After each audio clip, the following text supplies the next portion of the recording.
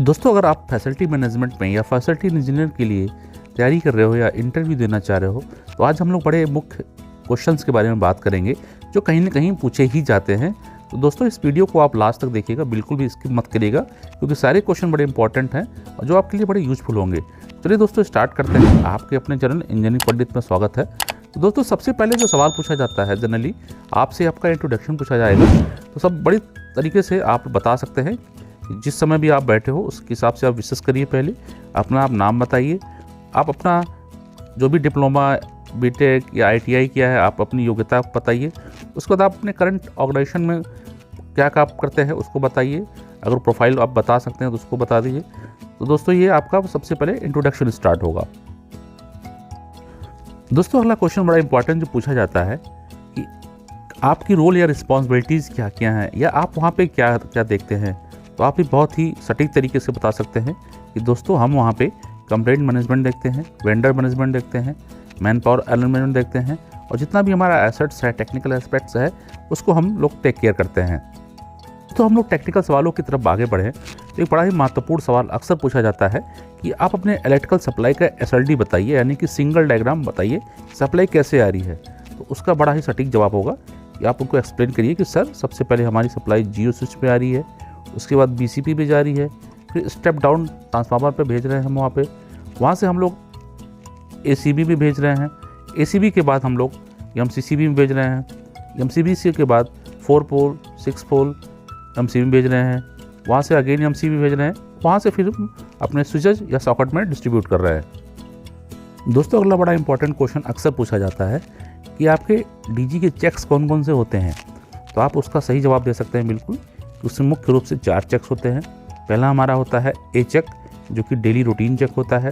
दूसरा हमारा होता है B चेक, जो कि या तो 6 महीने या तो 300 आवर्स के पूरे होने के बाद होता है, विच एवर कम्स अर्लियर, जो पहले आ जाए।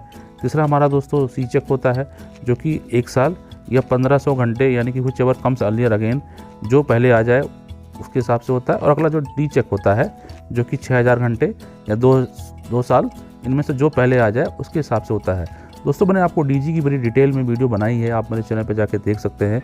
आपको DG के सारे चेक्स में क्या क्या होते हैं वो मैंने आपको बताया है। DG के फंक्शन क्या क्या होते हैं, पार्ट्स क्या होते हैं, आप जाके पुरानी वीडियो में देख सकते हैं। दोस्तों, हमारा जो अगला इंपॉर्टेंट क्वेश्चन पूछा जाता है कि जो हमारे इलेक्ट्रिकल पैनल्स होते हैं उनकी सेफ्टीज़ क्या क्या होती हैं।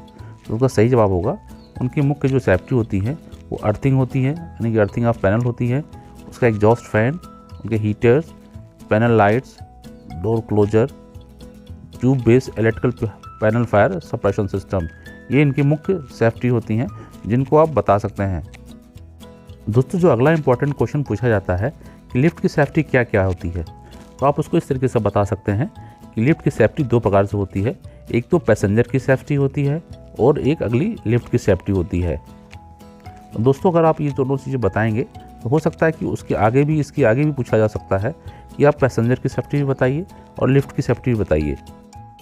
तो हम लोग अगर पैसेंजर सेफ्टी की बात करें तो पैसेंजर सेफ्टी जो होती हैं वो ARD होती हैं, डोर सेंसर होते हैं, इमरजेंसी लाइट्स फैन होते हैं, हूटर होते हैं और इंटरकॉम होते हैं। तो दोस्तों, इसको आप एक्सप्लेन कर सकते हैं कि ये हमारी पैसेंजर सेफ्टी होती हैं। और अगर हम लोग लिफ्ट सेफ्टी की बात करें तो जो उसकी मुख्य सेफ्टीज होती हैं वो होती हैं stop switch, fireman switch, overload, buffer switch, counter wait, over speed governor और लिमिट स्विच। ये सारी हमारी जो होती हैं लिफ्ट की सेफ्टीज होती हैं। दोस्तों, जो ट्रांसफार्मर से संबंधित सवाल पूछा जाता है कि हमारी ट्रांसफार्मर की सेफ्टीज कौन कौन सी होती हैं, तो उनकी अगर मुख्य सेफ्टीज़ की बात करें दोस्तों, तो वो बकल्स रिले होती है, हमारा जो है कंजर्वेटिव टैंक होता है, वाइंडिंग टेम्परेचर होता है, ऑयल टेम्परेचर होता है, सिलिका जेल होता है और अर्थिंग होता है। अगला सवाल पूछा जाता है दोस्तों कि हमारी एयर सर्किट ब्रेकर यानी ACB की सेफ्टीज़ क्या क्या होती हैं। तो उसकी सेफ्टीज़ जो होती हैं वो होती हैं ओवर वोल्टेज, अंडर वोल्टेज, अर्थ fault, reverse power, shunt release coil, over current, closing current, instantaneous. ये सारी हमारी जो होती है दोस्तों ACB की सेफ्टीज़ होती हैं। दोस्तों, अगर हम लोग अगले क्वेश्चन की बात करें तो अगला एक बड़ा महत्वपूर्ण क्वेश्चन होता है कि टाइप ऑफ मोटर स्टार्टर कितने प्रकार के होते हैं।